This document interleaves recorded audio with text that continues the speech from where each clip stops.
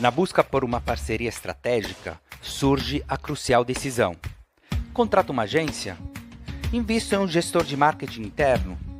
Ou talvez exista uma solução mais eficaz no mercado?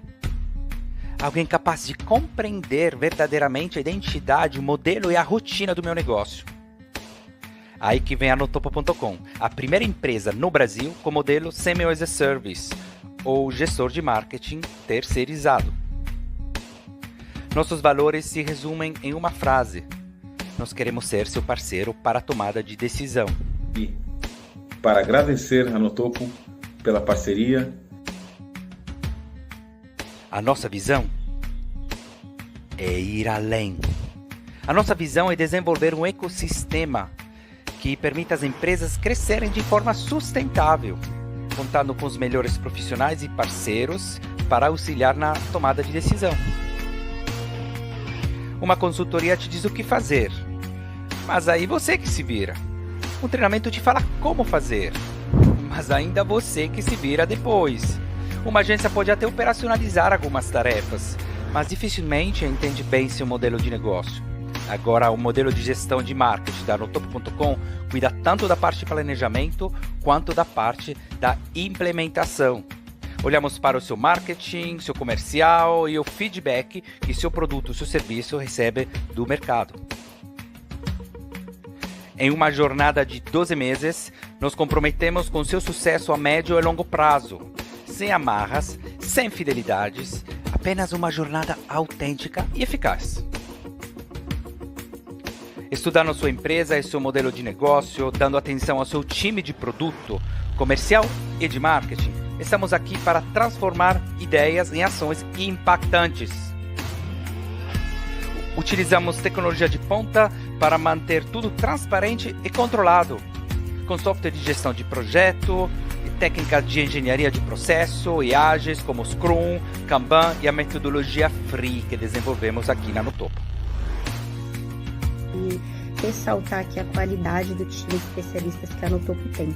Eles são extremamente capacitados tecnicamente e eles têm um atendimento assim muito próximo e bastante eficiente assim em termos de velocidade no atendimento. O principal resultado assim da nossa parceria realmente foi a nossa maturidade aqui com relação à análise dos dados. Em resumo, oferecemos mais do que um serviço. Oferecemos uma parceria autêntica para cuidar do seu time interno e dos fornecedores terceirizados. Entre agora em contato com a Notopo.com, seu parceiro para a tomada de decisão.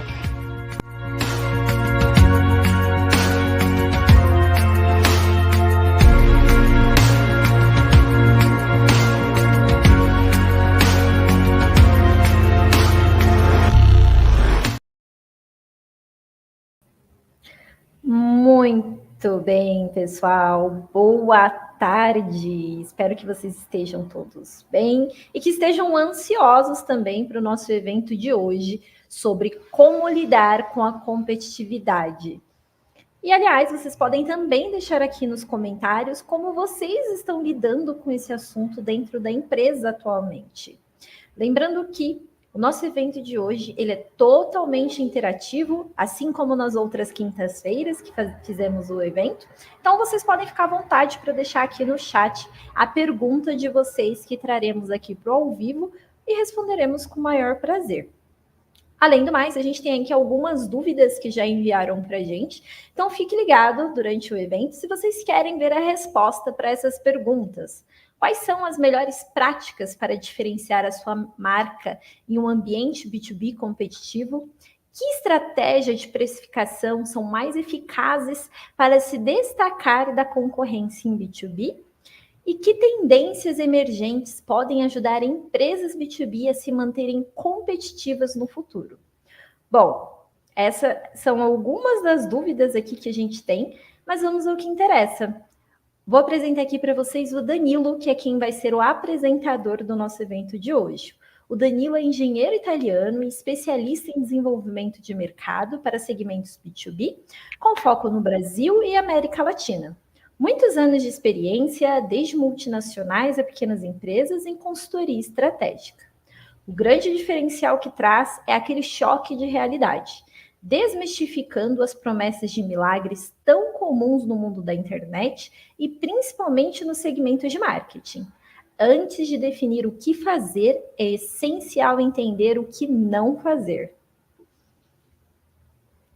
Muito obrigado, Rafaela. Muito obrigado, sejam bem-vindos todo mundo. Obviamente, toda vez eu fico bem lisonjeado com a introdução da Rafaela. Eu tento devolver um pouquinho dessa grande apresentação, falando um pouquinho da Rafaela Hollenberg, que é uma profissional da área de marketing, atualmente ocupa o cargo de supervisora aqui na Notopo.com. Sua especialidade está em análise, planejamento e verificação de projetos estratégicos que têm um impacto significativo no sucesso da empresa.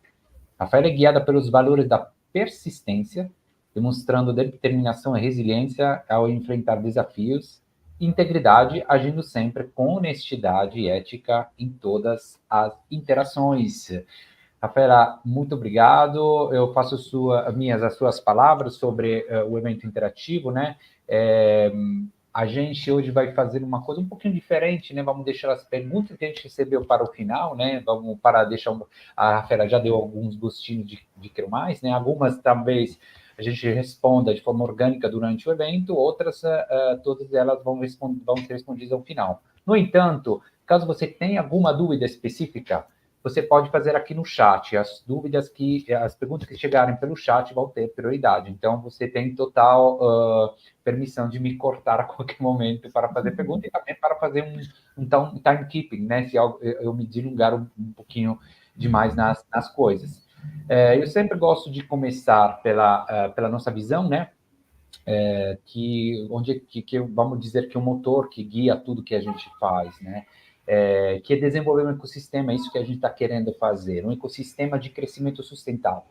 E para as empresas crescerem de forma sustentável, quando eu falo de sustentabilidade, significa que não é só crescer, significa sempre olhar para o controle, como as coisas são controladas, estruturação de processo, redução de custos, otimização. Não adianta só faturar se depois, se você cresce e nem sabe se está tendo prejuízo. Então, a sustentabilidade, nesse caso, é um grande valor. E para isso, você precisa contar com melhores profissionais e parceiros. A palavra no nosso, enfim, tudo que a gente faz, porque parceria vai além, né? O parceiro para tomar uma decisão é aquela pessoa que está lá, que toda vez que você tem uma dúvida, algo para compartilhar e tomar uma decisão em conjunto, você liga. Porque precisa de algumas orientações para o fornecedor, para um colaborador, para um cliente. É isso que a gente quer se tornar, guiado pela nossa visão. E para isso a gente implementou um sistema de tríade estratégica. Por que eu faço questão de falar disso, de colocar isso como um diferencial? E também, né, a gente já começa a entrar na questão da competitividade, já vão pré-anunciando um pouquinho o Porter, né? Você vai se posicionar por preço competitivo ou por diferenciação. E quando você se diferencia, tem que deixar claro onde é que fica a sua diferenciação. Hoje em dia, a gente está, obviamente, tecnologia, né? Não vou falar nada de novo, dizendo que está sempre mais comoditizando, né? Então, vender algo que seja puramente tecnológico pode até ser legal, mas você acaba brigando, vamos dizer, com preço. Aí você traz uma metodologia para unir essa parte tecnológica, aí que seria um pouquinho o papel da consultoria. Só que aí que acontece? Isso aqui também fica meio que frio. O que a gente faz? Por que a gente criou essa tríade estratégica com humanização? Porque não tem tecnologia ou metodologia que possa funcionar sem o aporto humano, sem uma pessoa que tenha sempre o conceito de parceiro, né, que a gente já mencionou, mas também um conhecimento do segmento em que você atua. Então, não é só falar de marketing, mas é falar de modelo de negócio, de concorrência, de segmento, enfim, de todo o ecossistema. E para isso precisa de experiência e conhecimento da linguagem do ecossistema. E para isso que a gente implementou o modelo de gestão, né? A gente gosta de falar que não somos uma agência, não somos uma consultoria, somos uma empresa de gestão. A Notopo é uma empresa de gestão. Qual que é a diferença? Exatamente isso. A gente tem que entender o seu modelo de negócio. Então, a metodologia é ótima, mas não é suficiente. A tecnologia é ótima, mas não é suficiente. Você precisa também de uma pessoa, que também não é suficiente, né? Sozinho. Então, já é um modelo melhor, vamos dizer, mais eficaz do que a contratação simplesmente uma pessoa. Por isso que é uma tríade. E aí, o que faz? Entende a sua necessidade, entende o segmento, o ecossistema, define uma estratégia, um plano de ação e implementa, como a gente viu no vídeo. Esse aqui é o grande diferencial desse modelo que a gente trouxe para o Brasil, de CMO as a Service. Eu sei que tem pessoas se colocando como CMO as a Service, que nada mais é que um gestor de marketing PJ, vamos dizer. Agora, já a empresa de CMO as a Service é diferente, porque você não vai conglobar todos os conhecimentos dentro de uma pessoa, né? Obviamente, não tem alguém que sabe de tudo, mas você vai ter uma pessoa com conhecimento suficiente para gerir tudo isso, para gerir todo o sistema e, obviamente, com senioridade suficiente para entender o que você o seu segmento. Então, esses aqui são, obviamente, todos os vários caminhos, várias fases. Obviamente, querendo saber mais, é só entrar em contato, a gente vê como encaixar isso na sua empresa. A gente desenvolveu um modelo para definir a melhor estratégia, a gente vai ver daqui a pouco. Só para terminar, os principais serviços da Notopo. Então, a gente tem um pilar, que é a gestão de marketing, mais voltado para o faturamento, ou seja, aumento de share, marketing serve para aumentar. Um pilar voltado mais para a redução de custos, né, que encaixa com aquela visão de sustentabilidade. Então, quer aumentar o faturamento, vai aqui. Quer reduzir os custos, vai aqui. E, obviamente, a gente tem um trabalho de prospecção ativa focado no B2B para LinkedIn, que geralmente a gente usa porque consegue dar resultados de curto prazo, né, para ir dar mostrar o diferencial estratégico. E vamos lá aos nossos pontos, né? Então, a primeira coisa, os pontos que a gente vai abordar hoje e sobre as quais a gente tem várias perguntas, eu peço mais uma vez que vocês possam trazer mais perguntas sobre isso, são os itens sobre a abordagem free para definir a estratégia de marketing. Que isso significa, né? Antes de definir uma estratégia, eu preciso entender o momento, né? Essa abordagem me diz respeito ao momento, definição de estratégia dependendo do momento. Uma empresa que está começando não pode ter uma abordagem estratégica igual a uma empresa que está crescendo. A gente vai ver o posicionamento, como a gente vai se posicionar perante a competitividade, o preço por diferenciação, mencionando o Porter, e como identificar os canais, né? Então, a gente pode, obviamente, para você entender um pouquinho mais do seu público, vamos chegar lá, e a parte de planejamento, o planning over planning e test significa que a gente, às vezes, precisa planejar, mas, às vezes, a gente se perde muito no planejamento e nos testes. E, finalmente, a gente vai mostrar como tudo isso não serve para nada se a gente não tem um processo claro de definição de meta e de controle de processo, porque senão vai sair do objetivo. Essa aqui um pouquinho também a grande diferença com a clássica contratação de alguém interno, né, do que uma subcontratação, porque quando você contrata uma empresa, ou a Notopo.com especificamente, nós entramos já com uma meta trimestral, com bem claro, sabendo bem claro qual é o goal, qual é a meta no primeiro trimestre, quais que são as métricas de acompanhamento. Vamos começar, então, pela abordagem free, para definir estratégias de marketing. Vamos ver se tem alguns comentários sobre isso. Na verdade, chegou um comentário que eu acho que se encaixa um pouquinho, uma pergunta, que é como fazer marketing B2B para a venda de plano de saúde. Então, vamos lá. E aí, vamos ver se a gente consegue responder. O Free, a metodologia Free, uma metodologia que a gente desenvolveu aqui dentro da Notopo.com, a gente gosta de free, em inglês significa livre, a gente gosta de pensar que seja livre de receitas, porque a gente não acredita em receita de bolo, livre de fórmulas, a gente já faz tudo que é fórmula, porque cada projeto tem o próprio ecossistema, até a própria cultura.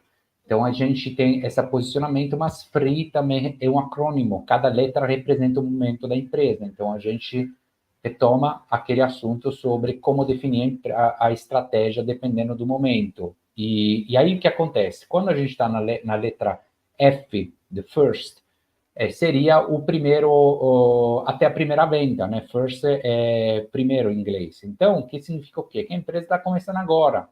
Se está começando agora, não adianta falar de escala. Então, eu preciso definir uma estratégia a partir de uma validação do meu modelo de negócio e, finalmente, do canal. O que isso significa? Eu posso vender o mesmo produto, mas com um modelo de negócio diferente. Por exemplo, se eu estou falando de... vou abrir uma rede social, o modelo de rede social é o modelo pautado em um faturamento mais para frente. O crescimento segue a lei de... qual é o nome dele? Não me lembro. Das telecomunicações. Vou achar, vou preciso pensar depois. O Rodrigo, foi esse? Não. Achei que você estava falando de quem mandou a pergunta. Não, é que é okay.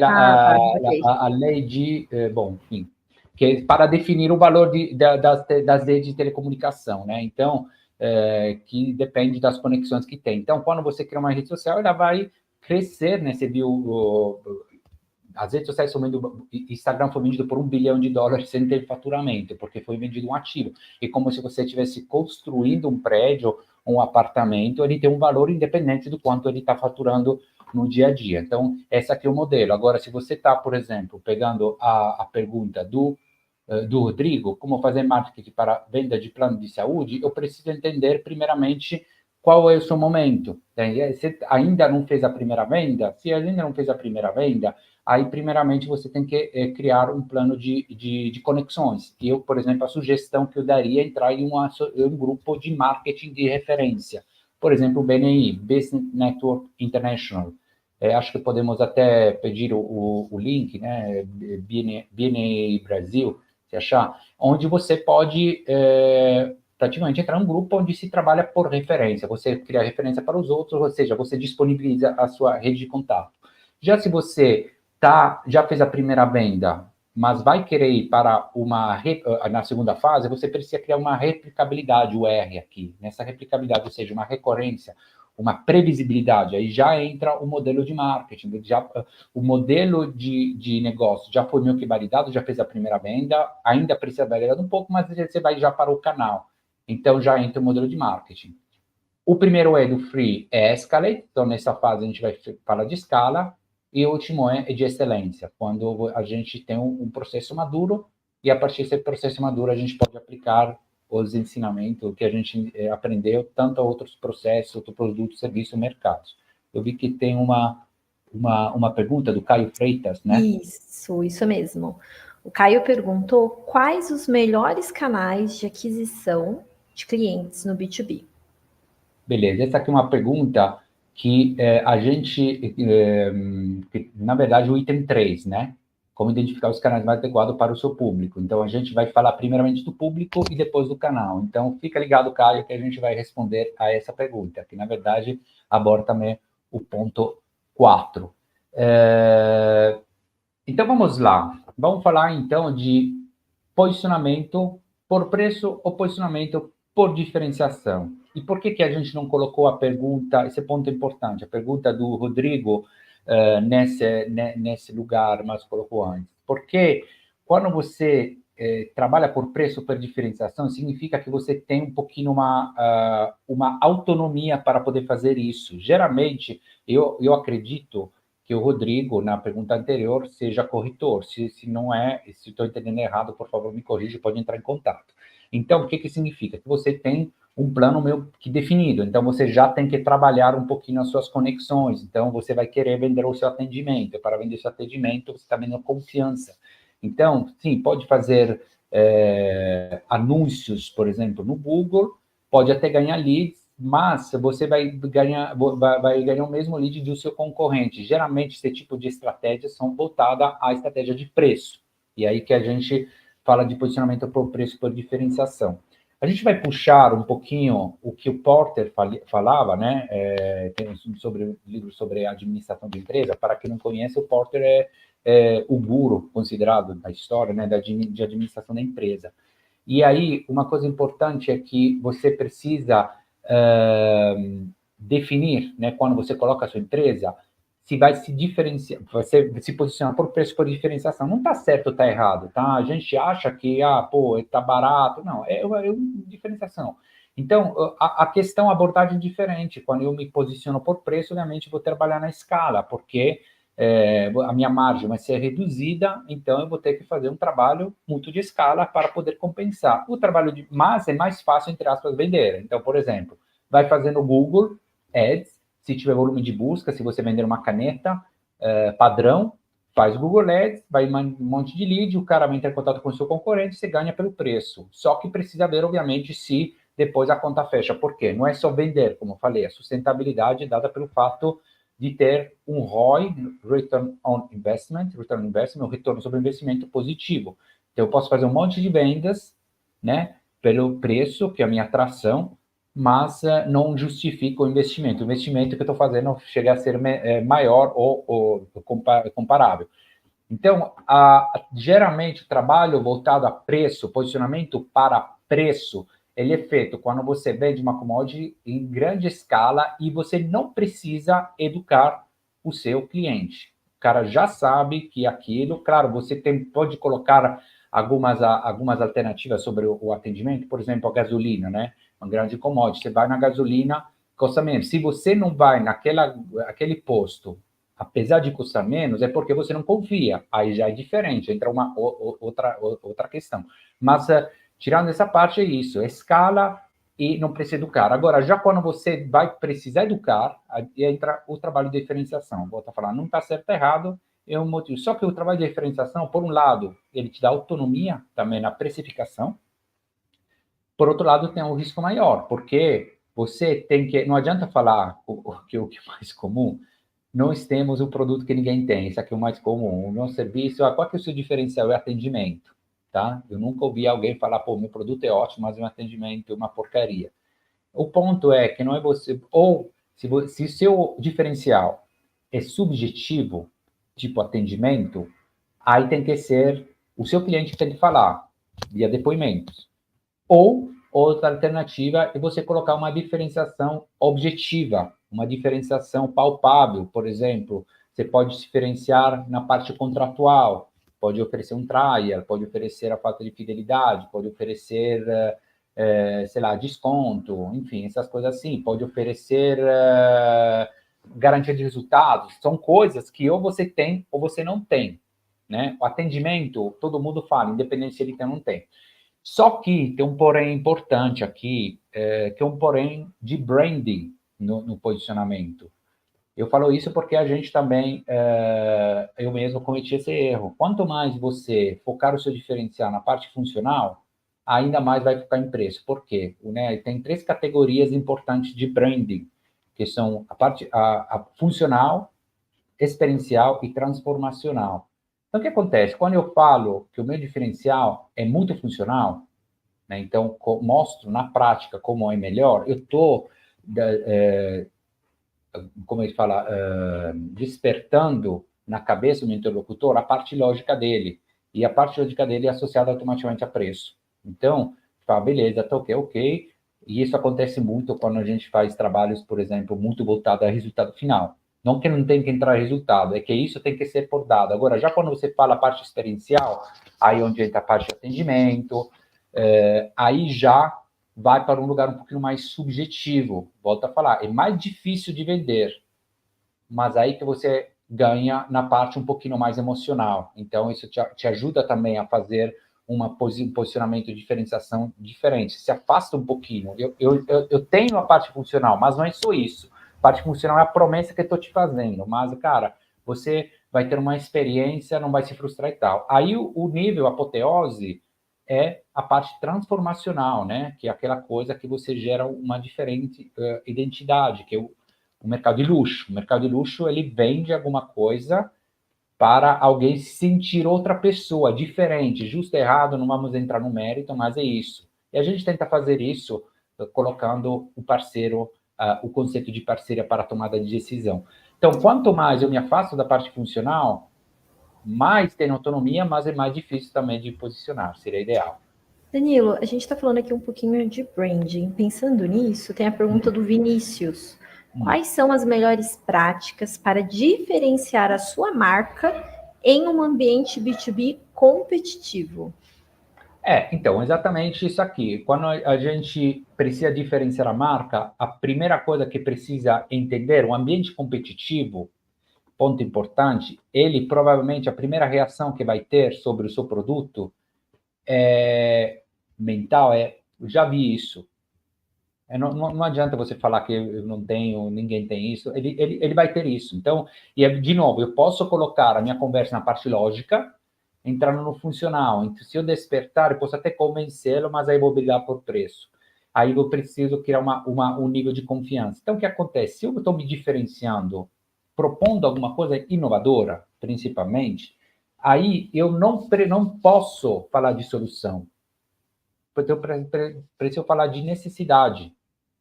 Mas, ao mesmo tempo, o que acontece? Como a gente sempre falou já, que não tem receita de bolo, né? Cada coisa tem um bom e o mais difícil, né? Ideal seria se posicionar de forma transformacional igual empresa de luxo. Beleza, só que é mais difícil, claramente. O mais fácil é se posicionar como funcional. É mais fácil, mas você briga por preço. Então, o que acontece? Eu vou por exemplo, empresa de tecnologia, vou propor um produto para empresas que ninguém tem, né? Vamos começar pelo fato que se não tem concorrência, não tem mercado. Porque se você tem uma ideia que é fácil de entender, outros teriam entendido e teriam desenvolvido o mesmo produto. Então, não adianta ficar focando a sua conversa no diferencial do seu produto. Não adianta, porque se o cara entende, se for fácil, você terá concorrente. Vai focar na necessidade. E aí sim que você pega. Só que tem um porém aqui. Quando eu focar na necessidade, o que acontece? Eu preciso de um processo educativo. O cara que tem uma necessidade, muitas vezes, ele nem sabe que tem essa necessidade, porque senão ele estaria procurando pela solução. Aí você vai para a solução, mas a solução ele já vai achar alguma coisa que já tem no mercado. E não está certo ou errado. De novo, precisa entender. Eu, por exemplo, se vou vender um trabalho de prospecção, por exemplo, eu vou vender para o cara que já bateu a cabeça, ou mesmo o trabalho de gestão de marketing que a gente vende, eu preciso que o cara entenda já, bateu a cabeça, porque se fica falando de campanhas do Google, por exemplo, tá ok, tá certo, mas não é o público, ele precisa ainda entender, amadurecer para entender que a estratégia vai além disso. Não vou ficar explicando isso.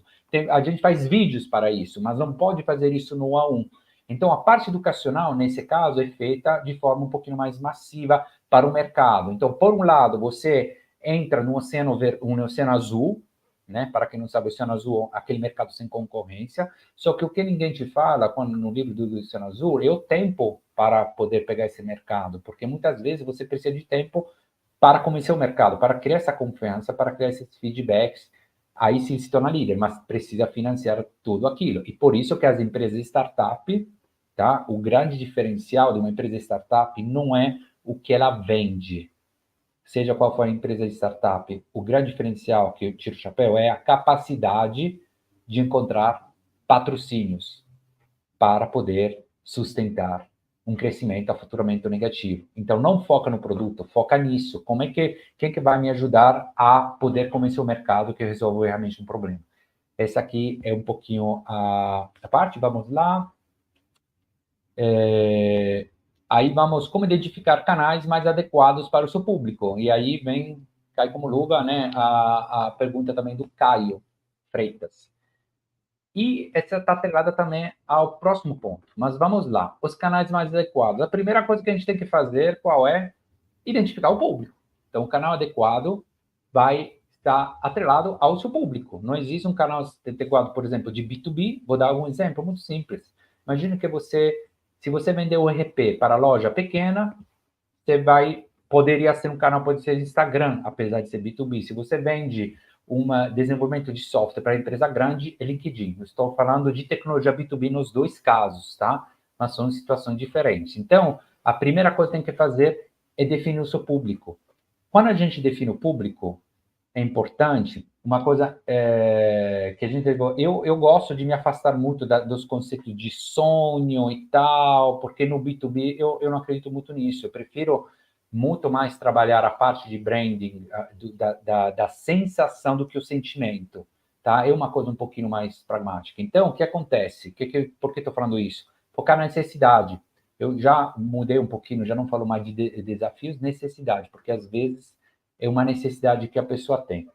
O ICP, Ideal Client Profile, perfil do cliente ideal, ele identifica a empresa, o perfil ideal da empresa para a qual você vai vender. A gente está falando de B2B, certo?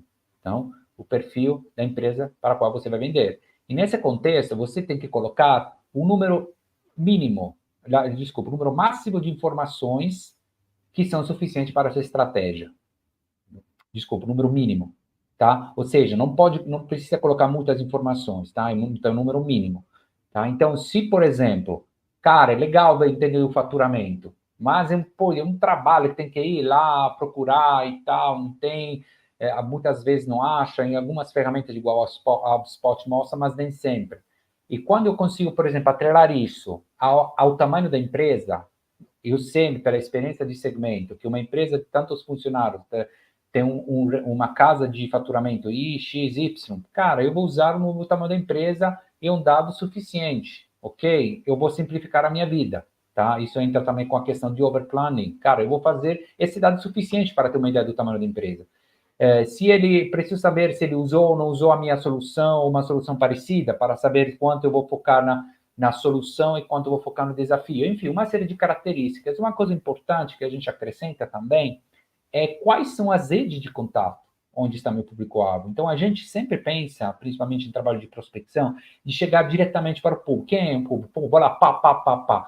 Sem pensar que eu posso criar uma rede. Se o meu público, por exemplo, eu trabalho com empresa, meu cliente ideal, sua empresa de tecnologia, por exemplo, por que não ir, em vez de ir em evento de marketing, onde vou achar meus concorrentes, vou em evento de tecnologia, onde vai estar ou entro em um clube de tecnologia, entende? É lá, quando eu quero alguém como referência, quero alguém que conhece a empresa de tecnologia, não uma empresa de tecnologia. Então, a gente esquece a força do networking, principalmente pelo fato que a gente pensa de forma muito de curto prazo. Eu falo a gente porque tudo que eu falo, obviamente, a gente aprende pela quantidade de livros que a gente lê, mas também pela quantidade de vezes que a gente bateu a cabeça na parede. O que chama, em outras palavras, de experiência, mas é meio que isso, né?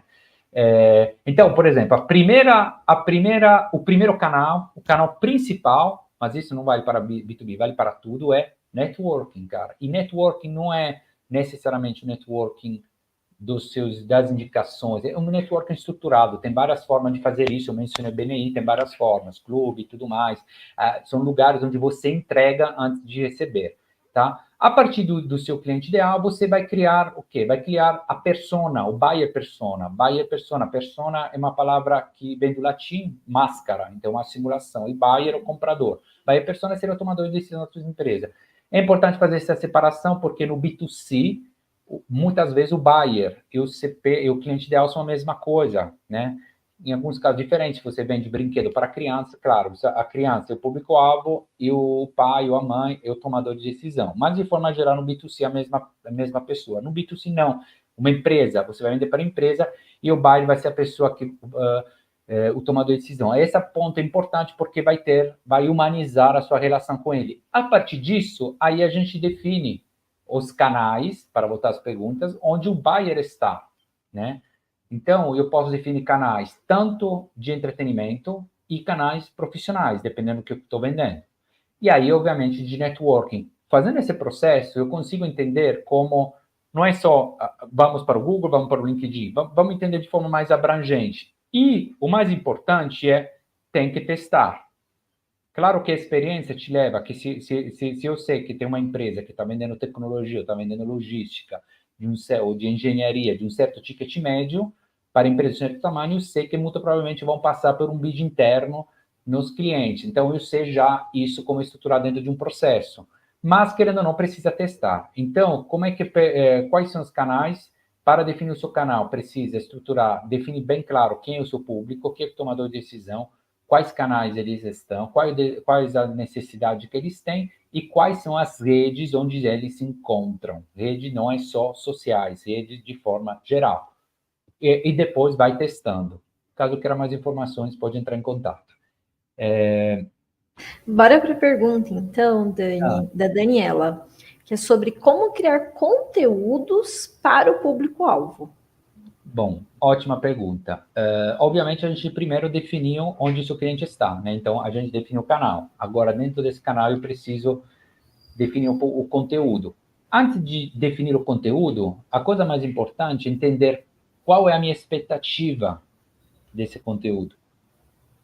Eu vou fazer um post 3, 4, 5 vezes mais comum, né? 4, 5 vezes por semana e tal, por não tá dando lead. Cara, o conteúdo não é para gerar lead. Eu sei que tem... A não ser que você viva no Instagram, aí outra coisa, né? Porque aí uma hora vai chegar alguém, vai te ver. Mas o conteúdo é para engajar com o seu público. Então, se você... Vamos começar pelo objetivo. Um trem aqui passando. Se a tua expectativa é entrar, receber lead do zero, por exemplo, você pode fazer o conteúdo melhor do mundo, mas não vai. Você vai ver, cara, os conteúdos mais seguidos não são necessariamente os melhores. Não é que você segue um conteúdo porque ele é bom, segue um cara porque tem um conteúdo bom. Não, você segue um conteúdo porque o cara sei lá, é famoso, sei lá o quê. Não quero dizer, de forma geral funciona assim. Então, não necessariamente os melhores têm os mais seguidos têm um conteúdo melhor. Mas o cara faz isso para engajar. Você sabe que a base é isso. Beleza. Então, se você não tiver uma base, você não pode saber que conteúdo fazer. É tudo teórico e você não vai ter engajamento. E, obviamente, uma vez que você faz a base, aí você pode criar uma pauta usando 2 fatores-chave que a gente usa. Um é o que seus concorrentes estão fazendo, voltando à questão da concorrência. Benchmark o tempo todo. Preciso analisar os meus concorrentes. Mas eu tenho um produto inovador, não tem concorrente. Beleza. Então, preciso procurar outro tipo de empresa com um modelo parecido. Pode ser em outro lugar do mundo. Não importa, você não vai copiar. Vai ser uma referência. Tá? E outro ponto, o primeiro fator concorrência. O segundo fator é o fator do seu cliente mesmo. Então, sobre o seu tema, né? Qual que é o volume de busca que o pessoal está procurando, de palavra-chave e tudo mais. A partir disso, você cria uma pauta, mas, obviamente, o que sempre mais conta é o feedback. Então, não é que não deu certo o primeiro mês, então a estratégia não funciona. Não. O ponto é como você lê o histórico e como você adapta a sua estratégia aos dados que você vai ler. Essa aqui é o grande ponto-chave. Então, quando você não tem dado histórico, tem que ir lá na coragem, lá vamos fazer as coisas, mas o importante é ler o histórico. Então, mas os critérios sempre que tem que adotar são esses aqui. O que seus concorrentes estão fazendo e o que seu público está procurando. E tem várias ferramentas para fazer esse tipo de análise. Outro ponto sobre o planning, overplanning e teste. O que é isso? Por que a gente colocou isso? Isso aqui acontece também quando a gente estrutura processos, né? Tem os 2 extremos. Tem um cara que não planeja nada e o cara que faz overplanning, ou aquele planejamento excessivo. Tem o cara que não tem nada estruturado e o cara que estrutura ao ponto que parece burocracia mais do que um processo, né? Então, são os excessos. E onde é que a gente enxerga o overplanning? Um dos sintomas é de ver, primeiramente, a gente até passou, né, por um caso em que o pessoal fazia tarefas para lembrar de fazer tarefa, né? Aquela hiperestruturação. Então, mas é isso. Então, eu preciso entender, não, peraí, eu estou estruturando isso, estou fazendo um planejamento, até onde eu vou? Por isso, eu voltando à questão do ICP, do cliente ideal que eu falei, eu vou ter que eu vou colocar as informações mínimas que me servem na minha estratégia. Se mais para frente eu entender que estava faltando alguma coisa, eu volto e conserto, acrescento, retiro. E essa aqui é a parte de teste. Então, um conceito que a gente pega emprestado, né, do Growth Hacking é essa questão. A gente faz um planejamento mínimo, que também vem do startup, o conceito de MVP, Minimal Viable Product, onde você coloca o seu produto com um número mínimo de funções no mercado para testar e você vai aprimorando o seu produto, que se chama de Minimum Viable Product, o produto mínimo viável, né? Coloca no mercado, a partir de feedback você vai acrescentando funcionalidades. O planejamento efetivo é parecido com isso. Não, obviamente, uma empresa, por exemplo, de consultoria que vende planejamento, o que ela vai te entregar? Um PowerPoint, entre aspas, com as planilhas e tudo mais, dizendo isso, tem que fazer nos próximos meses. Só que quando eu chego no mês 2 daquele planejamento lindo, eu vou ver que o cenário que eu vou ter não tem nada a ver com o cenário que eu planejei lá atrás. E não é porque o planejamento estava errado, é porque fisiológico é fisiológico. Eu posso planejar de forma geral, mas eu preciso testar, por isso que o teste é importante. Canais, eu posso, né, voltar na pergunta, eu posso planejar o canal, posso pensar que, pela minha experiência, esse tipo de cliente está no LinkedIn, está naquela rede, está naquele lugar. Mas eu preciso testar e voltar. O importante não é acertar de primeira, o importante é saber ler os feedbacks que o processo está me dando. E para isso eu preciso fazer um planejamento que não seja excessivo. Então, por exemplo, vamos dar alguns números. Geralmente, o planejamento, de forma tradicional, demora 3 meses para fazer um planejamento. Cara, então, um planejamento de 3 meses, para mim, não faz nenhum sentido para botar depois no mês 4 para começar a tocar as coisas, a não ser que, ao longo desse planejamento, eu já fiz algum teste. Eu preciso testar. Aí, se posso ter uma ideia. Agora, fazer um planejamento de 3 meses sem ter testado nada, não sei para nada. Então, essa aqui é a diferença entre planejamento efetivo, mínimo número de informações possíveis para eu poder já tocar o projeto. Overplanning, que é um planejamento excessivo, aquele que fica lindíssimo no PowerPoint, no Excel, mas que no segundo mês eu já posso ver que é alguma coisa que não existe. E teste é a parte de testar ao longo do planejamento para poder ter respostas válidas. Então, o último ponto, que a gente não sei se tem alguma... Tem uma pergunta sobre esse ponto? Sim, a gente tem sim sobre uma pergunta do ponto 4, que é qual que é o papel do marketing de conteúdo na construção de autoridade em mercados B2B competitivos, que é a pergunta da Andrea. O papel do conteúdo... Isso, eu vou repetir aqui, ó. O papel do marketing de conteúdo na construção de autoridade. Tá. Então, marketing de conteúdo, a construção de autoridade, tem que focar, a autoridade, ao meu ver, ela tem que ir além do que você vende. O que isso significa? Se você estou vendendo marketing, eu preciso entender do segmento, eu preciso entender do ecossistema, eu preciso entender do modelo de negócio do meu cliente. Porque se eu falar só de marketing, eu coloco no chat GPT, o cara vai me dizer a mesma coisa. Às vezes ele até entra no modelo de negócio. Então, para se tomar uma maturidade, eu preciso mostrar com o meu conteúdo o quanto eu sei do segmento. Então, claro, eu posso usar ferramenta também para me ajudar, mas eu tenho que colocar aquela coisa que eu sei que o outro não sabe. Então, a forma do marketing de conteúdo se tornar autoridade é isso, mostrar alguma coisa que vai além do que você vende, que fale da tendência e do ecossistema onde se encaixa o seu produto, seja o seu serviço. E para fazer isso, existem várias formas. Por exemplo, no LinkedIn, a gente sugere trabalhar bastante newsletter no perfil da pessoa, né? Porque, por uma questão puramente algorítmica, ele vai ter um alcance maior do que se colocar a mesma coisa no perfil da página, por exemplo.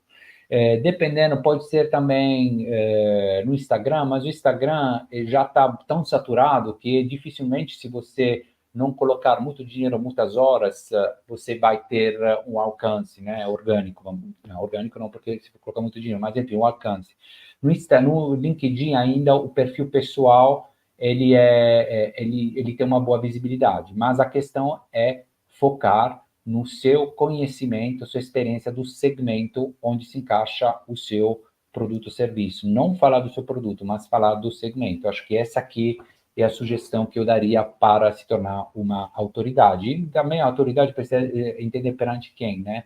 Não, então, aí precisa entender, né, voltando à questão do público-alvo, se eu preciso contar o número de seguidores ou preciso ver quem está me seguindo, quem está entrando em contato, está curtindo, ter um perfil qualificado para o meu público, né? Não necessariamente porque eu queira vender, mas porque eu vou entrar de novo na rede de contato dele, tá?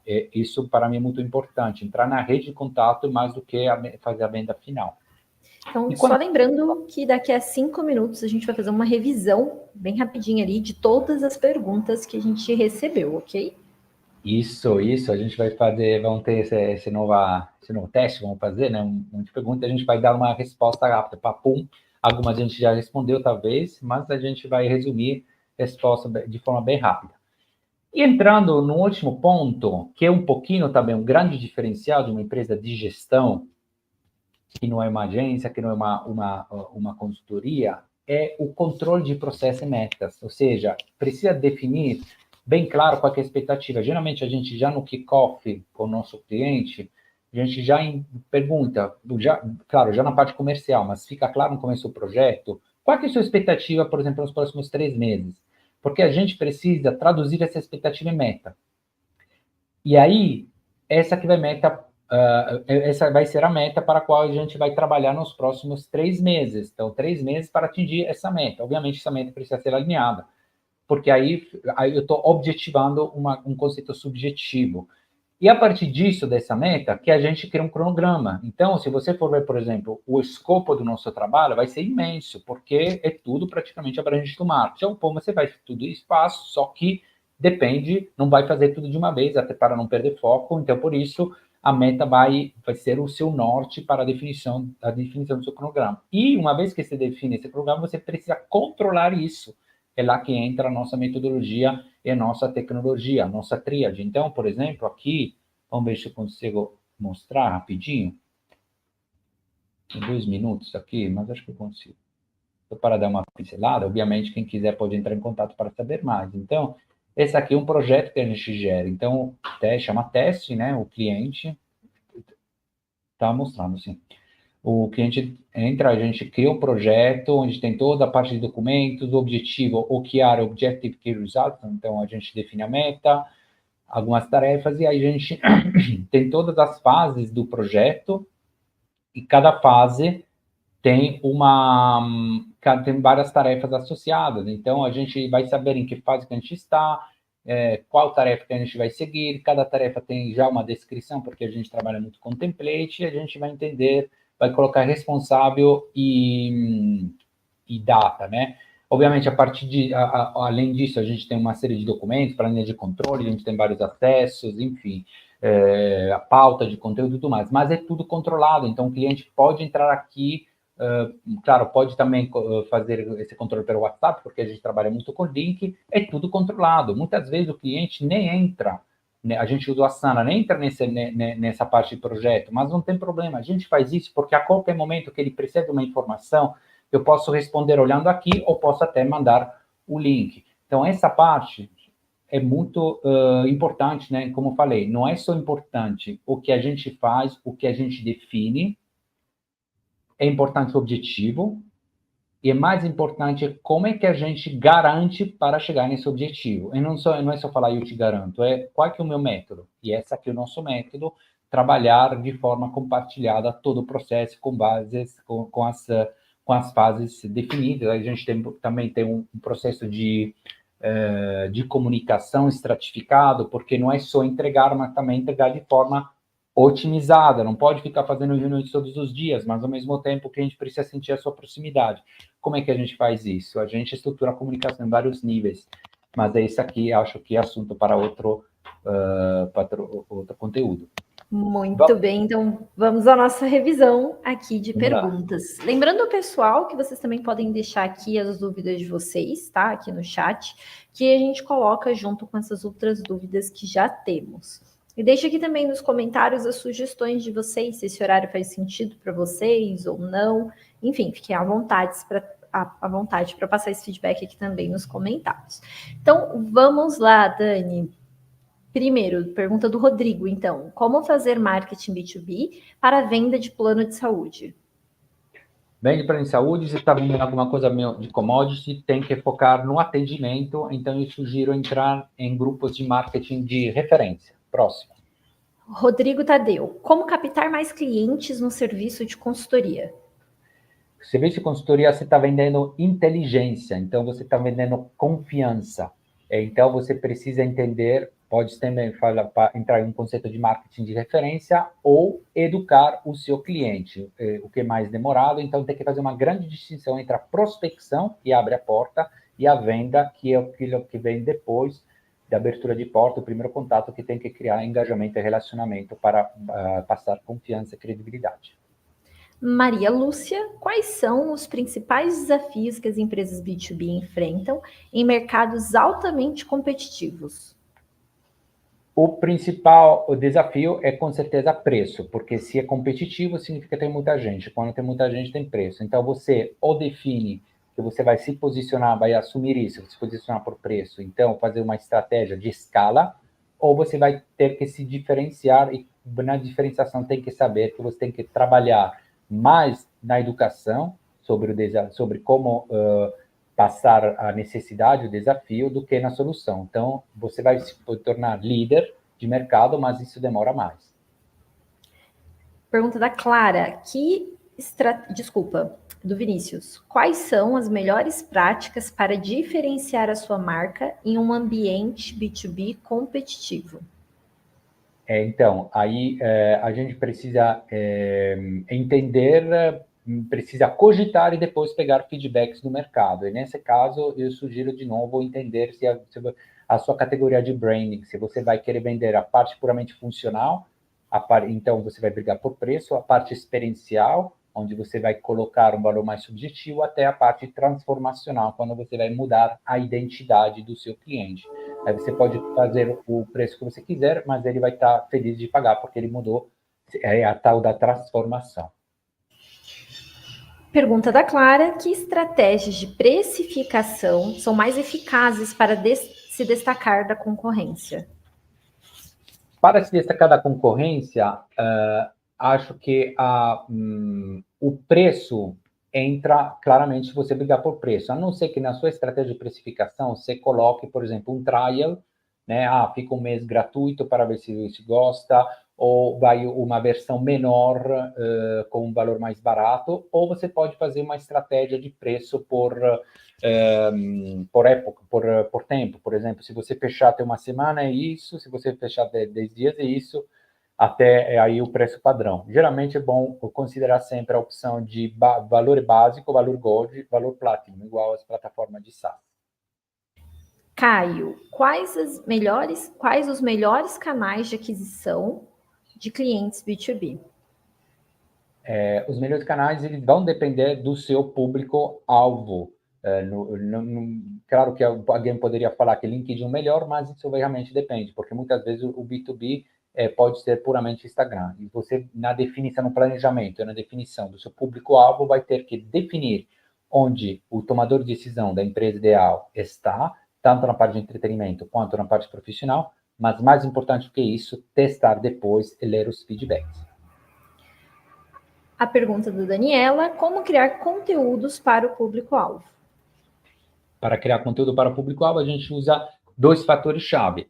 O que os seus concorrentes estão fazendo, e caso você não tenha concorrente, você pode pegar empresas também de outros mercados, com modelo de negócio parecido, o que o seu público está procurando, por exemplo, por volume de busca de alguns temas do seu público. E, obviamente, sempre ler os resultados para mudar sua estratégia e adaptar. Bruno, como identificar e analisar seus principais concorrentes no mercado? Como identificar? Existem várias ferramentas para fazer isso, no digital especificamente, você pode usar desde SEMrush, Ubersuggest, mas isso é mais voltado e outras, né, que até a Rafaela vai saber mais do que eu na parte de sociais, mas usar essas ferramentas porque vão te ajudar a entender seus concorrentes na base do tipo de conteúdo que você está postando no seu site ou nas redes sociais. Andrea, qual é o papel do marketing de conteúdo na construção de autoridade em mercados B2B? O marketing de conteúdo, para a construção de autoridade, precisa focar no entendimento das tendências de mercado, daquele segmento onde se encaixa o seu produto. Ou seja, não fale só do seu produto, não fale só do seu serviço, fale do segmento, mostrando que você sabe do que você está falando, que conhece a linguagem do ecossistema. Estela, como a personalização de campanhas pode ajudar a conquistar clientes em um mercado saturado? A personalização da campanha, quando a gente fala de mercado saturado, de novo, eu posso ficar nele e trabalhar um pouquinho o preço, ou posso me afastar procurando o oceano azul. O oceano azul, no entanto, não tem cliente, então eu vou ter que levá-los para lá. Então, tem que ter cuidado um pouquinho na personalização, eu sempre falo, quando a gente pensa fora da caixa, a gente tem que pensar perto da caixa, porque o meu cliente está dentro da caixa, então ele precisa entender a diferença, mas precisa entender, não precisa enxergar a diferença, mas precisa entender, então não pode ser muito longe, então cuidado com essa hiperpersonalização, tem que personalizar, mas não muito. Maravilha. Pergunta da Neiva. Como utilizar a tecnologia e a automação para otimizar as suas estratégias de marketing? Bom, época de inteligência artificial, obviamente vai ter que usar, só que não conte somente sobre isso. A ideia é de exatamente usar essa tríade estratégica que a gente propõe: tecnologia, metodologia e humanização. Então, se você usar o ChatGPT, usa de forma crítica. Tem que usar? Tem. Mas usa de forma crítica. Tenta ver que ele pode contribuir no máximo 40%, vamos dizer assim, chutando do seu processo. Se ele entrega mais, aí você está automatizando demais e vai ter muito cara de inteligência artificial e menos cara sua. Perfeito. Pergunta do Carlos, qual que é a importância do alinhamento entre as equipes de venda e de marketing em um ambiente competitivo? Muito boa pergunta. O alinhamento ele é definido por um SLA, Service Level Agreement, que é um documento em que fica claro que o marketing vai ter que entregar para o time de vendas, por exemplo, há tantos leads por semana, e o que o time de venda vai fazer com eles, por exemplo, entrar em contato até 24 horas. Esse aqui é um exemplo mais comum, mas o ponto é deixar bem claro esse Service Level Agreement, um acordo de serviço de nível, né, entre os dois departamentos. Luiz Henrique, que tendências emergentes podem ajudar empresas B2B a se manterem competitivas no futuro?